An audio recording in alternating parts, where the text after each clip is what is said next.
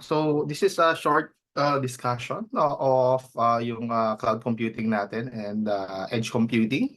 We will give a brief 10 minutes each, and then we'll have a basic Q&A, for any other items that needs more clarification. So for the intro to cloud computing, of course, we did discuss what's cloud computing, some of their history, uh, uh, issues with cloud computing, challenges, benefits of cloud computing, current trends, and yung lastly would be the key learning points. So for that, cloud computing, basically, we were discussing yung basic history of when computers started to influence human day-to-day tasks, but initially it was just organizations. Eventually, we had personal computing in the 80s to 90s. Then we did started to have cloud computing during the uh, early 2000s, until today.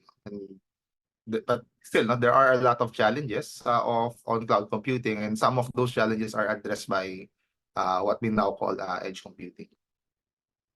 So there are major cloud providers playing, in the field of cloud computing, but the three topmost players, of course, number one would be AWS. Then we have Microsoft in the second place, mainly because most enterprise are run by Windows, so they know how to operate and um, run.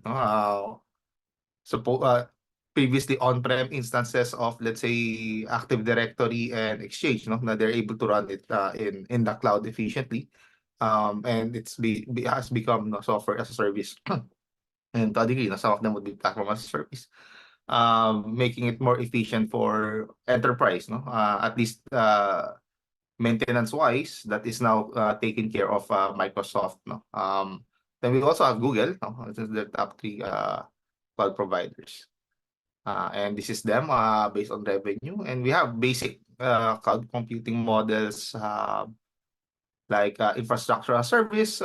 This is your typical AWS EC2 instance or Google Cloud Compute instance, where you are given a basic server that you could think of this as some sort of dedicated hosting in the previous life, that you maintain, even the OS and the software, of course, that's on the user's accountability. Then we have platform as a service. This would typically, if we would map it out, this would be our Git and the likes, wherein it's somewhat bordering, software as a service, but this platform is something that you would typically use to integrate with your uh,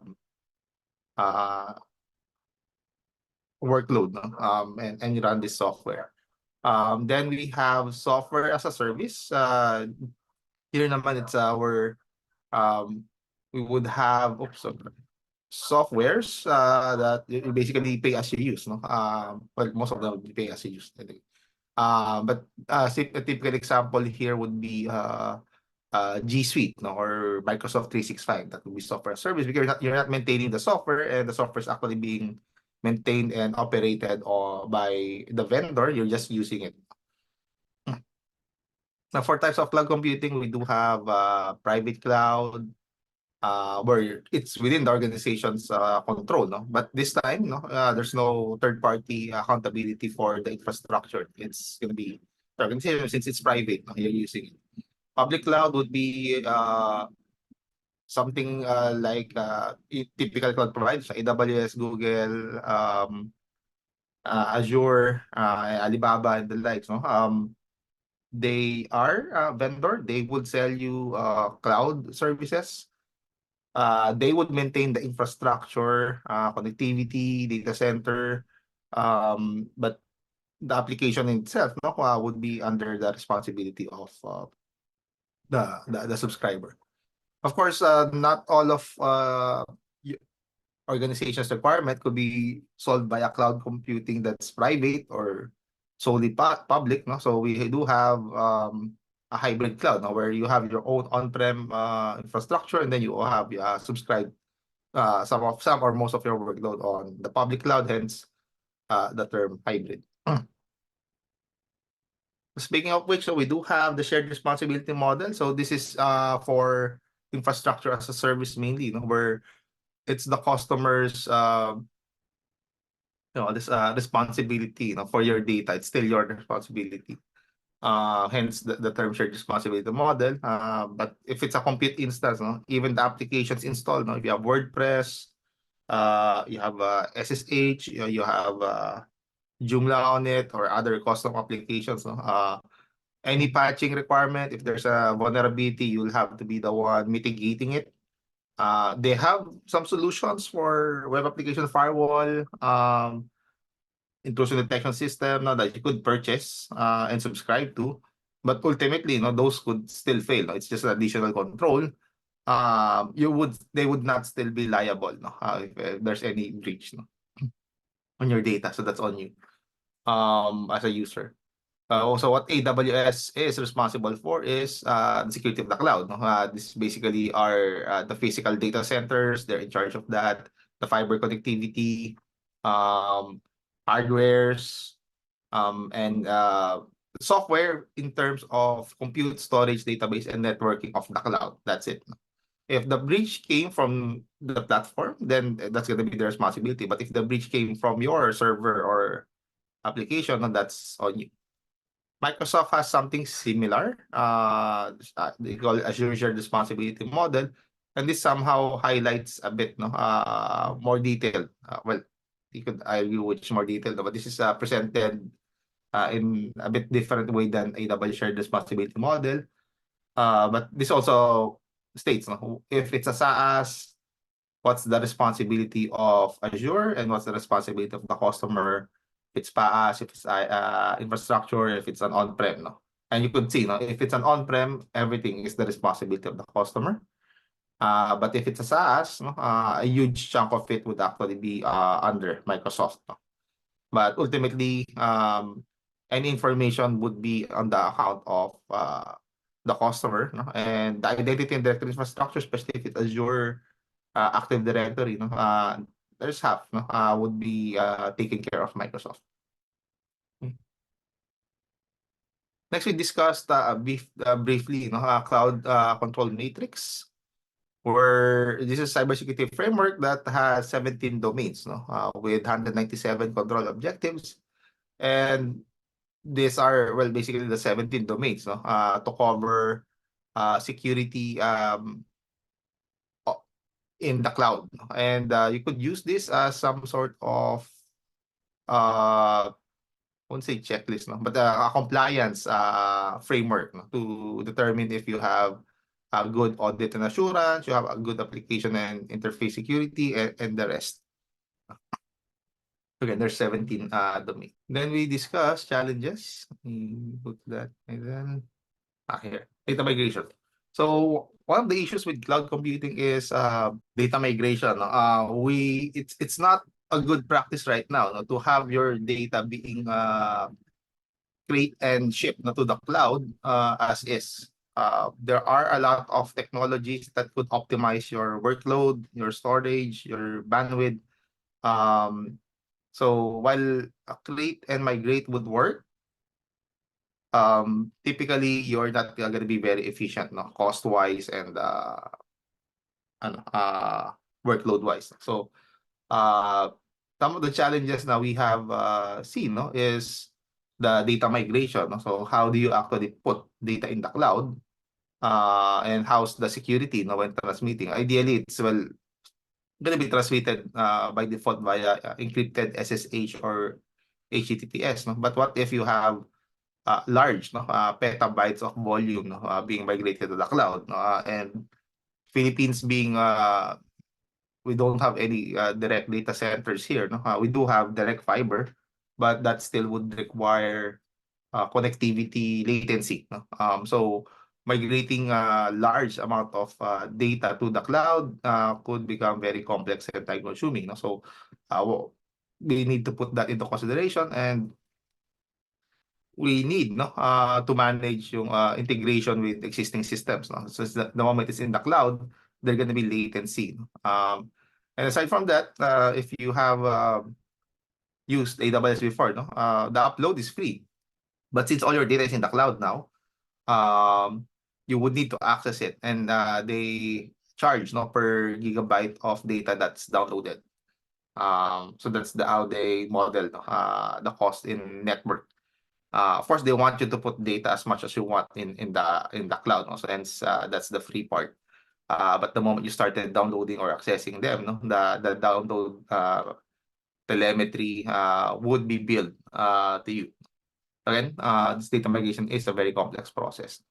So that's just not being considered to just move everything to the cloud. There's a lot of issues and challenges that needs to be addressed. Aside, last would be bandwidth. Well, as stated here, Philippines has been one of the most expensive bandwidth in the region, in Asia. And if we are considering the download, is our cloud providers charging us, our telco is also charging us with amount. Well, not really the amount, but we have technically anti-bandwidth, but we need high capacity, low latency connectivity to the internet. Then there's an added cost. And most companies that I have seen haven't considered bandwidth in terms of cloud movement. They do have this a lot of data. They're able to ship the hard drives only to find out that saying that they would recuperate the cost in terms of rack space, power, cooling, and bandwidth internally. Not realizing that you have moved those workloads out in the cloud, but now you need the bandwidth to access it.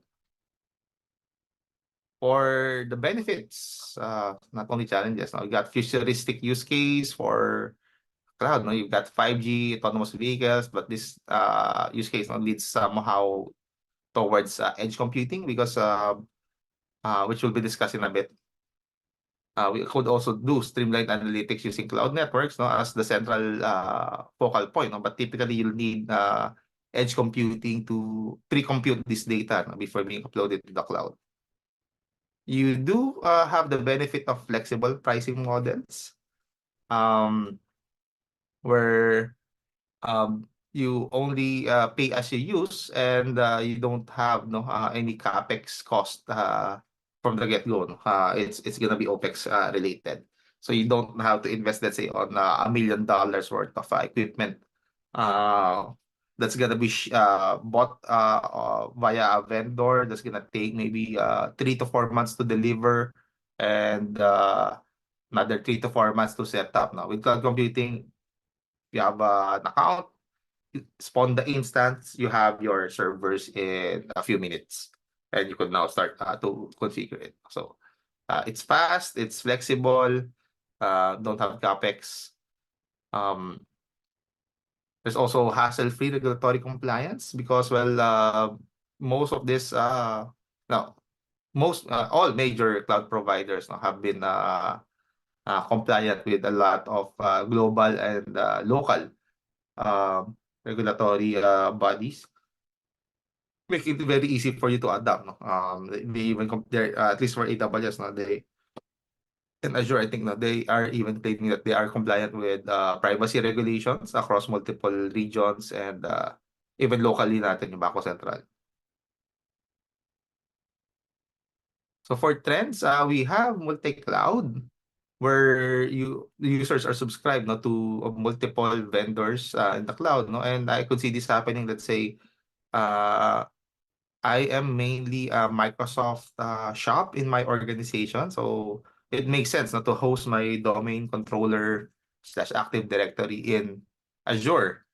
But there are a lot of tech in AWS that Azure might not have. So I might put some of my workloads in, or most of my workloads in AWS, but my identity via the domain controller is hosted in Azure. So that's not uncommon.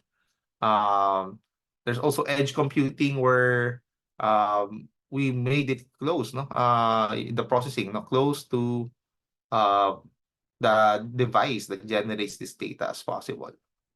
There is serverless computing. It's mainly like AWS Lambda, no, where you subscribe to instances of your code, and you don't actually pay anything, hence the serverless part, except when you do a specific request. So it's gonna be a per request telemetry, and then you're gonna get charged after you reach certain number of requests. So, but at that point, now you're not maintaining any servers, you're not patching it. You just have a function that it's there, it's configured anytime your infrastructure needs it or your applications needs it.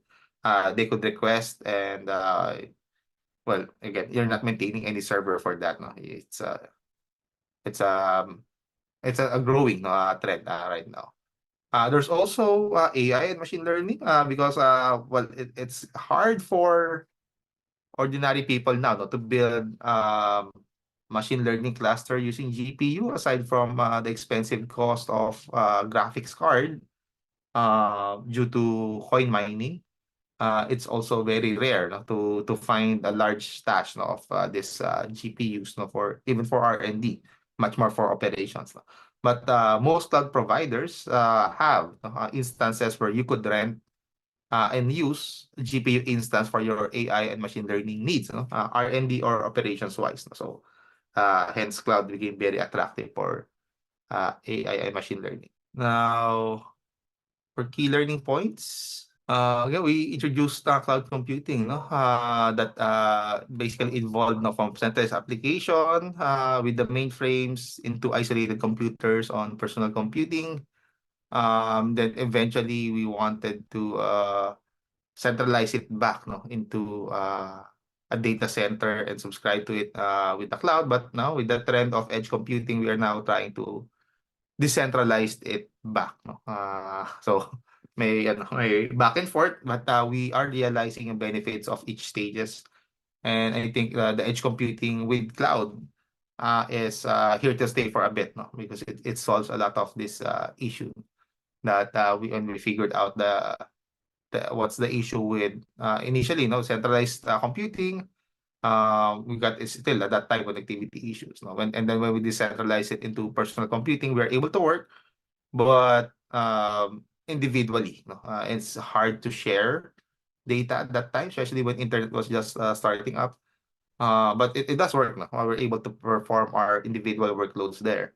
And then when we started connecting these computers via the internet, no, it now become apparent that yeah, we need a centralized location, let's say to store files, to send emails, to do video calls.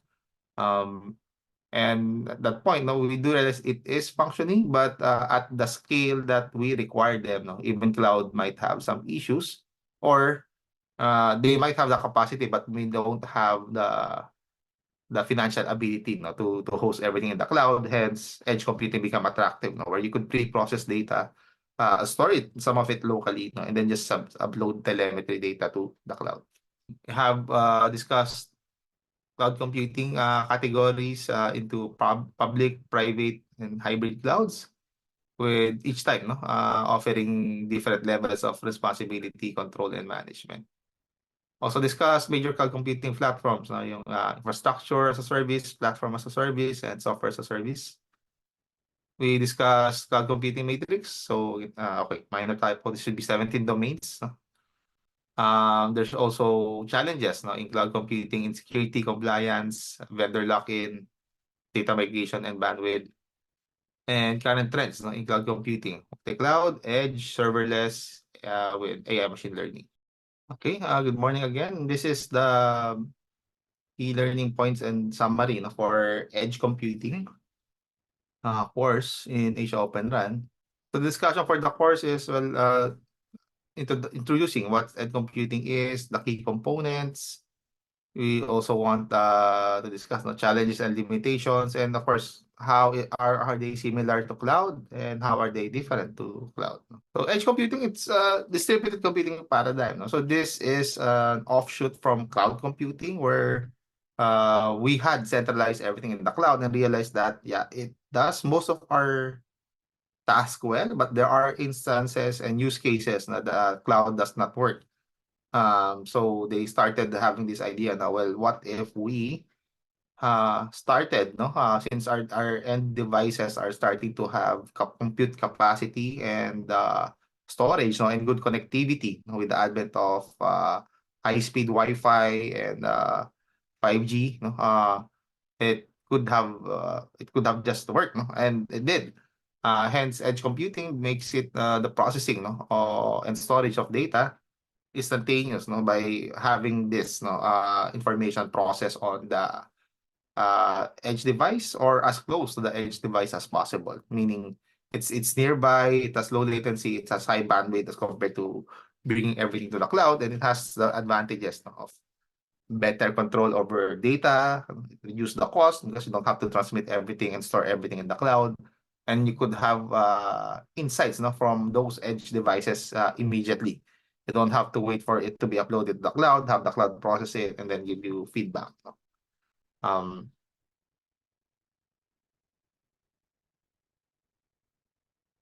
this is a sample of edge computing setup, no, where you have your edge devices or IoTs. No? You got their cameras, gauges, cars, robotics, cellular towers, and even utilities, no? And they would have edge computing platform near them, or at least within the premise, no, of that provider. So you got basic analytics with real-time data processing, data caching and optimization, then machine-to-machine communications, no? But cloud is still there, no? It's gonna be the centerpiece of edge computing together with the data center, because that's where ultimately everything leads to, no? But you don't want to upload, no? Let's say all video camera feeds to the cloud, that's going to be very expensive, bandwidth wise and storage wise. So let's say for an edge computing use case for CCTV camera, yeah, you want it stored, maybe some of it in the camera with an SD card, no, but submit that data, no, to an NVR, network video recorder, that basically stores, no, all camera feeds, but within the local setting. But you might have the cloud to do management on those NVRs or DVRs, checking for patches, checking if there's a camera that's out, no, or there's any high utilization cameras, or you could have, let's say, a semi, no, AI machine learning or computer vision processing on the edge device. And let's say if it detects, you have a use case that this area does not have people. If it detects people, um, you're gonna get alerted via sending that message, no, to the cloud that say camera 25 had I detected the person there, and then have that cloud process it and then send it to the appropriate personnel, no, to evaluate and see that image or that video clip, no, if there's really a person there, no, for added validation. Chances are it's valid, no, very small false positive rate for computer vision, but you need a human for now to confirm it, and then they could do the appropriate action. Maybe if it's a dangerous area, no, guide that person out, send someone to take them out of a dangerous position, or just notify, no, that there's a person on a restricted area, and he might be authorized there in the first place. So why edge computing? Uh, Basically, again, data generated by the endpoints, no, needs to be sent, no, somewhere. No? It has to be uh, aggregated and analyzed. And best would be to have this near, no, the end user devices that generates this data. That solves the latency problem. That solves the storage problem. No? Again, because if we send all this information in the cloud or in a data center, we would have issues with scalability, volume, and latency. Okay. So key components in cloud computing, not discuss in depth here, no, but we do have edge devices. No? These are the ones with the sensors or anything that generates data. Typically, we would upload, no, those information on what we call edge gateways. This is as near to those devices as possible. Typically, it's just because those edge devices does not have the power reserve and the bandwidth, no, or connectivity wise, no, to go and send their data all the way up to the cloud. But if you have edge gateways nearby, no, which has storage, which has most likely plugged and not operated on batteries like most edge devices, they would be able to handle all this information. Now, edge gateways are localized. You might need no edge data centers that is regional or onshore, no, per country for maybe data sovereignty compliance or just basic network optimization. These edge gateways would be communicating and uploading a process, some sort of process data in these edge data centers, and then eventually these edge data centers, multiple edge data centers, now would be managed centrally via cloud instance. No, but for the cloud instance, again, typically you want filtered, no, and processed data to be uploaded to make it more efficient. But the challenge and limitations, no, in edge computing, no, we have limited computing power and storage. No, while this is not typically true for all, let's say if you have a computer that is considered an edge device, no, but it's plugged, it is connected via wired, it has a lot of storage, no, but it would still have limited computing power, wherein maybe you have dual processor with 32 cores each, no, so that's 64 cores, no, but in the cloud you could have clusters, no, with thousands of cores doing your compute for you in a distributed way, of course, not a single machine, no. Storage wise, yeah, you might have 16 terabytes of storage locally on a workstation, but cloud could have easily petabytes of storage, so that they could store and analyze your data. Security is a concern with edge computing because well, you got these end devices, no, proliferated that might not be within your visibility 24/7.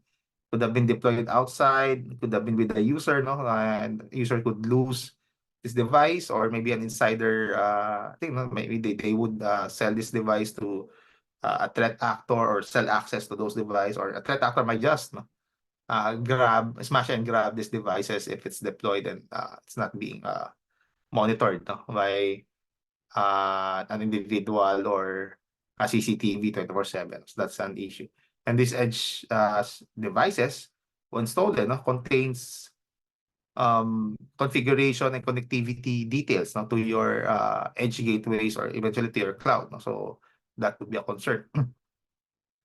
Infrastructure and deployment cost, because well, for it's not just a subscribe and pay, no, for OpEx anymore. You need now devices.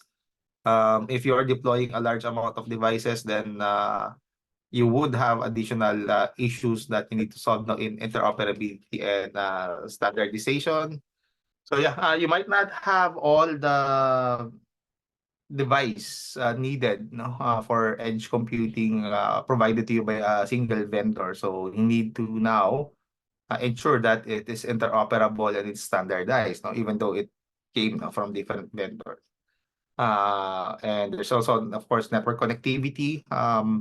We discussed some issues here that maybe in the city you could have 4G, 5G connectivity, no, but maybe in the provinces with minimal connectivity as of now, even maybe they still have 3G, although I think it's being decommissioned now, or even communications via SMS, no, that could still be a thing. Because well, SMS would be universal, no, but if you're just maybe after some telemetry, no, or some notification from your edge device, then that could still work, no? But you need now SMS gateway, no, within your environment that would receive all these SMS, and then now you have to process it, then submit it to your monitoring consoles. The number of devices that you require, no, would also fall under the challenges of scalability. As mentioned, it might not be provided by a single vendor, but if you have all of this deployment now, is your network infrastructure, no, capable to handle all the transmissions of this edge devices, no? Even just to the edge gateway, they would still have some limitations on how much device they could handle. Could think of this as your, maybe, let's say, a Wi-Fi wireless access point, no? You would have to consider the number of wireless device, no, in the vicinity, that could be handled by an access point, based on data sheet and based on actual experience, no? And let's say if you're in a concert area, no, typically maybe 10,000 people, no? I doubt that you would be able to service it with one access point, no?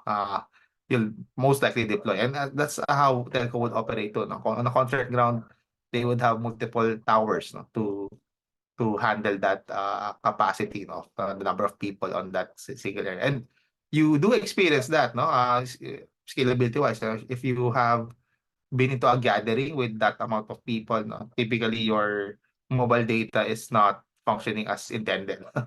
And chamba na if you could send an Instagram post, much more stream, no, on FB Live, no, because there's a lot of people using that capacity there.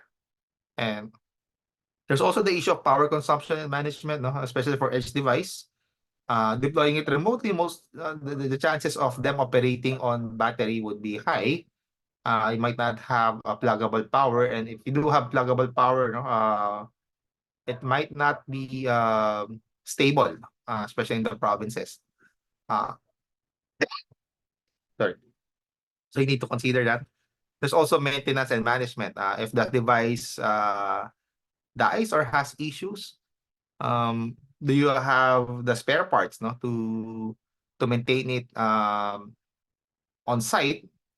Or it might have been more efficient, no, to buy a replacement pre-configured device, deploy it there, then take out the old malfunctioning device, no, and put it in the pipeline for troubleshooting and refurbishing, no. And once it's okay, no, it's gonna be used to deploy other malfunctioning device in the future.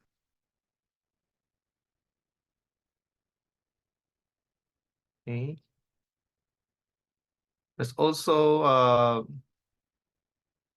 use cases, futuristic use cases. Sorry, oops.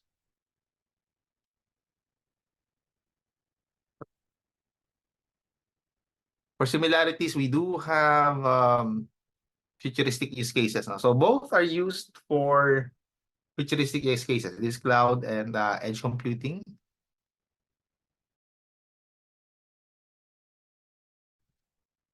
Such as autonomous vehicles, no? Where you need hybrid ecosystem, no? Where the host actually process the data and sends telemetry and other information, no, to a cloud central location for massive data analytics, no? But you need this data processed, let's say for autonomous vehicle, in the vehicle, for the vehicle to be able to decide, no, whether to turn left or turn right, or worse, no, maybe in a split second, it has to decide whether you're gonna go straight to someone crossing the road that's not on the pedestrian lane, or diverting the vehicle, no, to the gutter, which would collide with the tree, no. So those are some dilemmas that has been being debated on, no, in autonomous vehicle operations, na would the vehicle protect the life of the owner by given those two decisions, no, ramming it into the unauthorized pedestrian who crossed did cross on the pedestrian crossing, or save the pedestrian and take the risk of colliding with the tree, no, on the side, no. But that decision, you don't want that to be have that the car sense that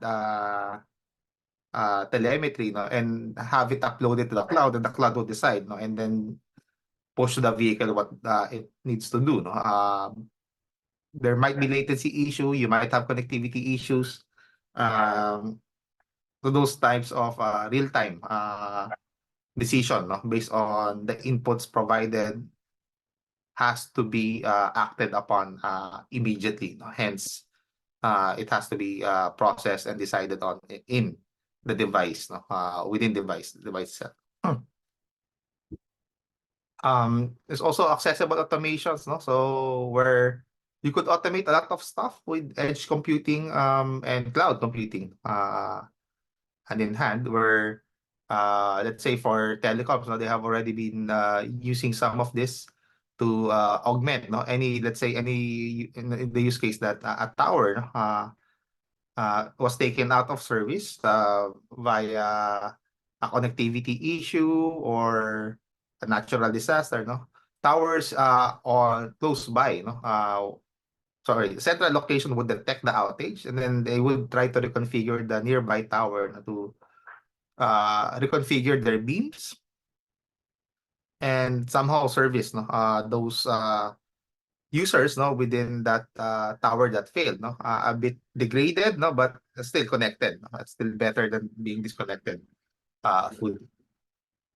Could also get streamlined analytics as what we've seen with the CCTV use case, no, where you could pre-process it on the camera itself, no? Or if not in the edge device, edge gateways, before uploading these detections or telemetry to the cloud. Flexible pricing models applies to the cloud, not, I wouldn't say not on edge computing, no, but there has been some test on doing flexible pricing models on edge computing wherein you don't have to pay the devices immediately and they are configured as pay as you use. We're still yet to see, no, how it would fare, no, for long term, but it's just an introduction there. There's also hassle-free regulatory compliance. Again, this mainly falls under the cloud computing part of the edge computing. So for differences, again, the basic one would be where does the processing happens, no? And computation. So for cloud, of course, it's gonna be up there, no, in the data center of your cloud provider. And then for the edge computing, it's gonna be near or on the device itself.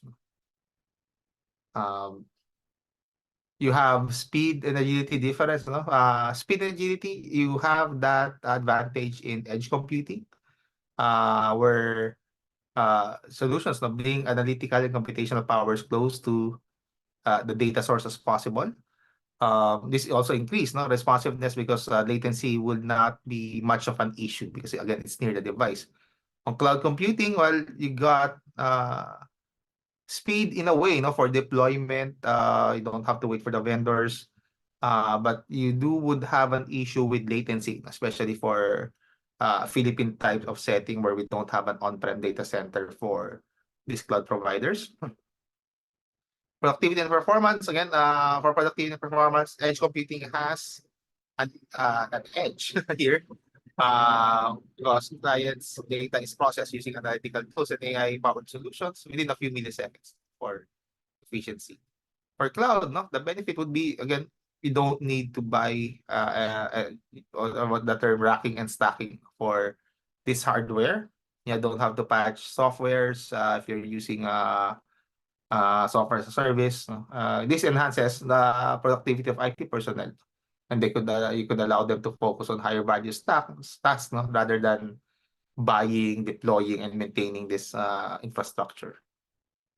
And just for an overview, no, of current edge computing device, it's actually not current. So for iPhone 13, no, this is just 4 generations away from iPhone 10 with A11 chip. It has almost 26 times of advanced neural engine performance throughput, no, as compared to a 4-year-old device, no, iPhone, no, 4-year-old. So especially right now, I don't have the stats for the iPhone 15. It's definitely a lot larger.